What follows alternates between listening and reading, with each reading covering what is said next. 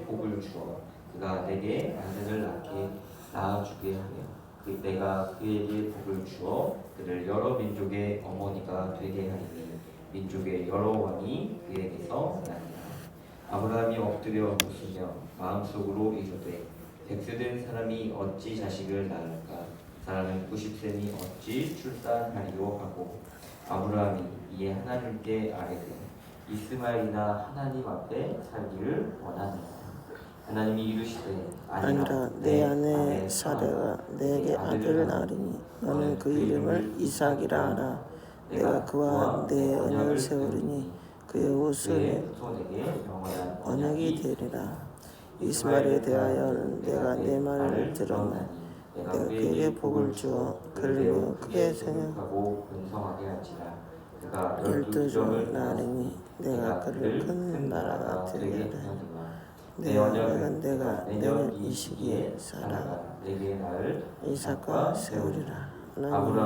하나님이 아브라함과 말씀을 주시고 그를 떠나 올라가셨더라. 이에 아브라함이 하나님이 자기에게 말씀하신 대로 이날에 그 아들 이스마엘과 집에서 태어난 모든 자와 돈으로 산 모든 자 곧 아브라함의 집사람 중 모든 남자를 데려다가 그 표피를 베었으니 아브라함이 그의 표피를 벤 때는 99세였고 그의 아들 이스마엘이 그의 표피를 벤 때는 13세였더라. 그날에 아브라함과 그 아들 이스마엘이 할례를 받았고 그 집의 모든 남자 곧 집에서 태어난 자와 돈으로 이방 사람에게 사온 자가 다 그와 함께 할례를 받았더라. 아멘. 오늘 말씀은 어제 함께 본 창세기 17장 1절부터 14절의 말씀과 우리가 이어서 볼 수 있는데 오늘 말씀은 이 언약의 증표로서 이제 하나님께서 이 아브라함과 또 아브라함의 가족뿐만 아니라 이를 더 확장해서 이방 그 종까지 이방 민족까지 모두 할례 받을 것을 그렇게 말씀하고 있습니다. 그로 인해 더 나아가서 어제는 이제 이 아브라함의 이름을 아브람에서 아브라함으로 이름을 바꾸셨다 하면 오늘은 이제 아브라함의 아내인 이 사레의 이름을 사라라고 지으십니다. 그리고 사라의 이름을 여러 민족의 어머니가 되게 하시겠다라는 그러한 뜻으로 삼으시고 말씀합니다. 그 말씀 가운데 하나님은 이제 그 믿음의 가정, 믿음의 그 범위를 점점 넓혀가시면서 우리 가운데 영원한 언약에 대해 말씀하시는 것이 오늘 우리가 함께 읽은 이 말씀의 내용이다라는 것입니다. 그렇다면 이 오늘 말씀을 통해 우리에게 하나님께서 무엇을 말하는 것일까? 그것은 영원한 언약 가운데 임재하시는 또 영원한 언약 가운데 임하시는 하나님에 대해서 우리에게 보여준다라는 것입니다. 하나님께서는 어제 그 말씀에서는 이제 아브라함의 이름을 옮기시고 이제 하나님은 시선을 옮기셔서 이제 이 아브라함의 아내 사라에게로 그 시선이 옮깁니다. 그로 인해 사라의 이름을 사라로 바꾸시고 우리가 잘 아는 것처럼 그를 여러 민족의 어머니가 되게 하시겠다 그렇게 말씀하십니다. 그런데 이 사라의 나이가 이 말씀을 보니까 90세다라는 걸 우리가 알 수 있습니다. 근데 90세의 나이에 이 여자로서 우리가 어떻게 그 신체적 능력을 갖고 여러 민족의 어머니가 될 수 있을까? 여기 보면은 16절에 하나님이 어떠한 분인가 우리에게 말씀하는데 우리 16절을 함께 읽겠습니다. 시작.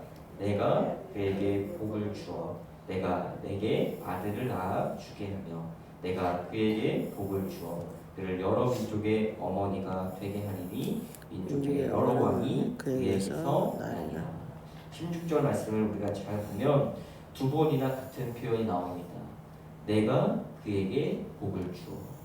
여기 보면 첫 번째 들어갈 때도 내가 그에게 복을 주어 내가 내게 아들을 낳아주게 하며 또 내가 그에게 복을 주어 그를 여러 민족의 어머니가 되게 하리니. 즉 여기서 우리가 하나님 어떠한 분이냐, 우리에게 복을 주시는 복의 근원이다라는 것을 우리에게 말씀하고 있다라는 것입니다. 이 사라가 90세에 이삭을 낳을 수 있는 것은 하나님의 그 복이 있었기 때문에, 하나님의 그 말씀이 사라에게 행해졌기 때문에 가능한 일이다라는 것을 우리에게 말씀하고 있다라는 것입니다. 즉 우리의 하나님은 우리의 불가능한 일을 하나님께서는 그 모든 것을 가능하게 하시는 전능하신 하나님이다라는 것을 이 말씀을 통해 우리에게 보여준다라는 것입니다. 그런데 여기에 보면 아브라함이 이 어떠한 반응을 나타내나, 이 하나님의 말씀 앞에 아브라함이 17절에 이렇게 반응합니다. 17절 제가 읽겠습니다. 아브라함이 엎드려 웃으며 마음속으로 이르되 100세 된 사람이 어찌 자식을 낳을까? 사라는 90세니 어찌 출산하리요? 하고, 여기 보면 지금 아브라함이 어떻게 하고 있나? 엎드려 웃었다라고 말합니다.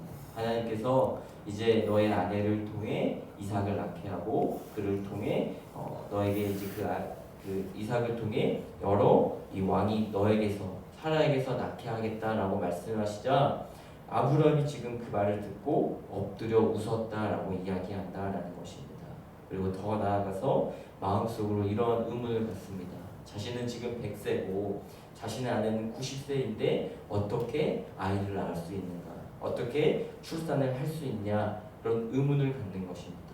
그러면서 더 나아가서 18절에 또 아브라함은 하나님께 이렇게 이야기하는 거예요.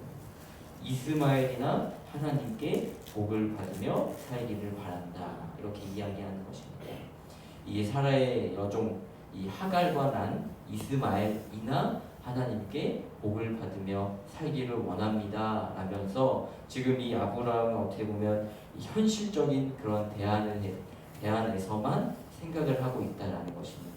하나님의 뜻에 생각하는 것이 아니라 자신의 상황에 맞춰 현실적 대안을 그렇게 자신의 생각으로 표현하고 있다는 것입니다. 그러나 이 아브라함의 이 생각 가운데 하나님은 분명하게 말씀하십니다. 그것이 오늘 19절의 말씀. 우리 19절의 말씀을 함께 읽겠습니다. 시작. 하나님이 이르시되 아니라 내 아내 사라가 내게 아들을 낳으리니 너는 그의 이름을 이삭이라 하라.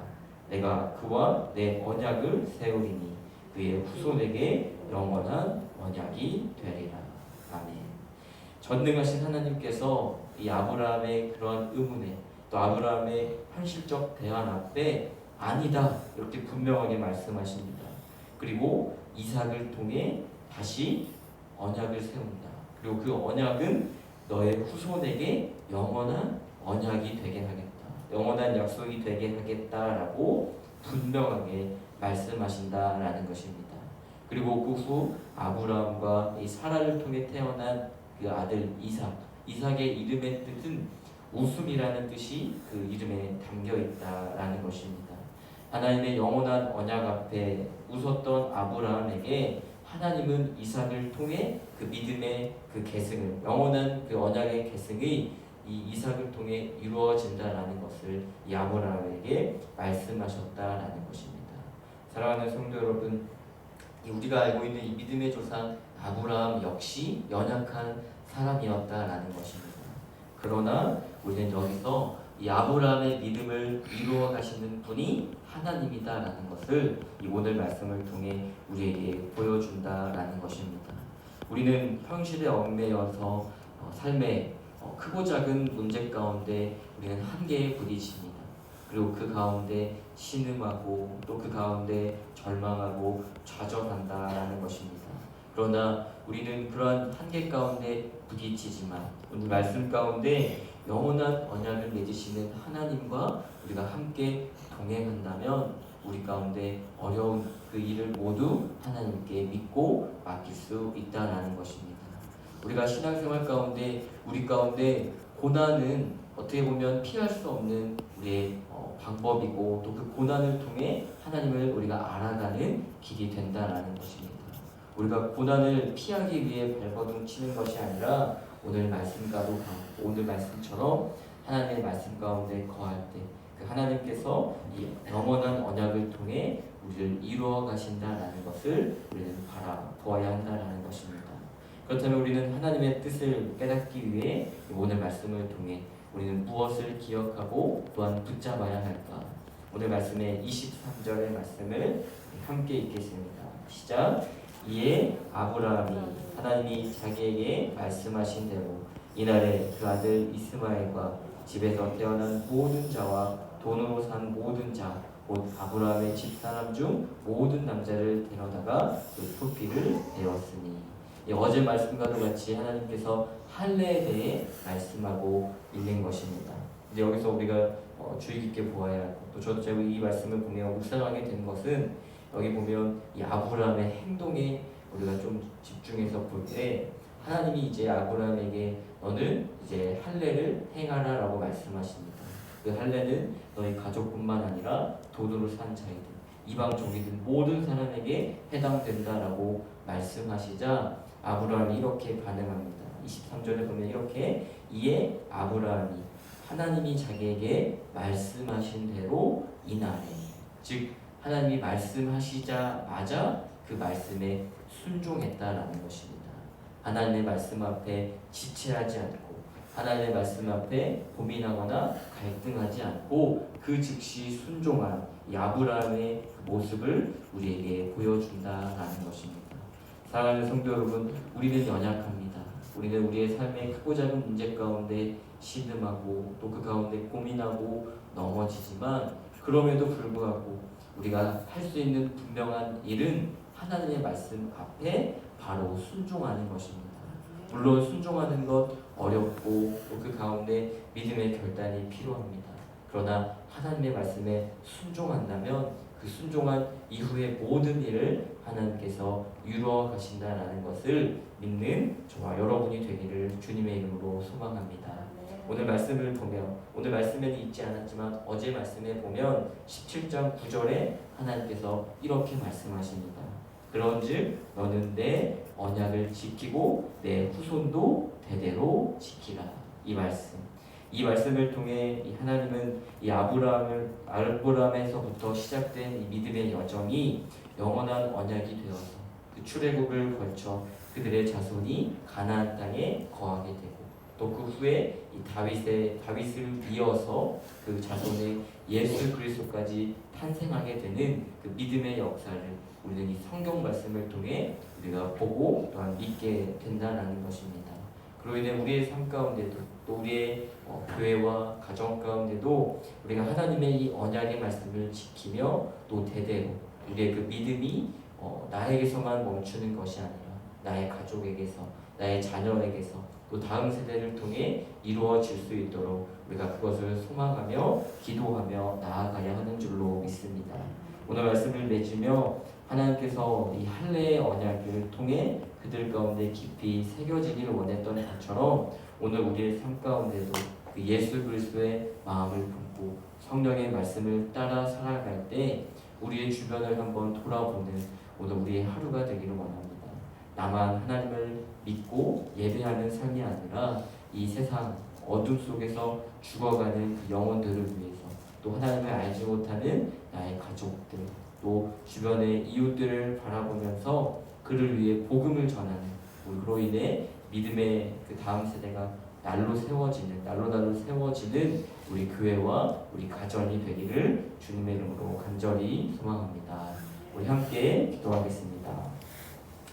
하나님 감사합니다. 오늘 이 말씀을 통해 우리를 언약의 백성으로 또한 삼아주심에 참으로 감사를 드립니다. 이 세상 속에서 주님을 모른 채 살아가던 우리에게 찾아와 주시고 또 우리에게 말씀하여 주심으로 하나님의 사랑을 깨달아 하나님의 백성으로 살아갈 수 있도록 또한 인도하심에 감사를 드립니다. 주님, 우리의 연약함과 또 우리의 실수, 또 우리의 좌절, 여러 가지 고민들이 있습니다.